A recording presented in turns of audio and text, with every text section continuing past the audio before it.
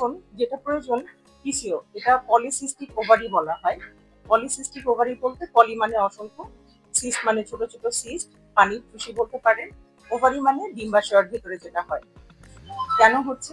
এটা প্রথমত হরমোনাল ইমব্যালেন্সের কারণে হয়।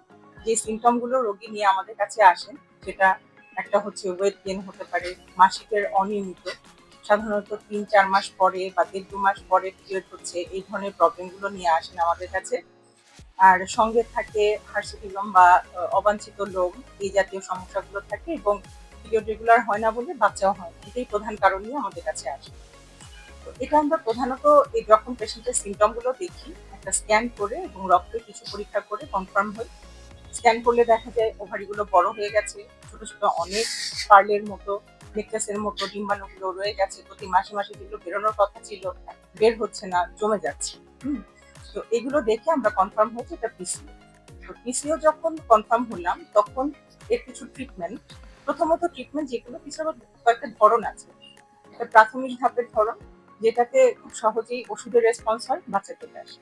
আর যখন অ্যাসোসিয়েটেড কোনো জটিলতা থাকবে, অনেকের ডায়াবেটিস হয়ে যায়, প্রেশার বেড়ে যায়, এই ধরনের সমস্যাগুলো থাকলে, এটাকে আমরা বলি এন্ডোক্রাইন ইনভলভমেন্ট, তখন এটা একটু জটিলতা বাড়ে।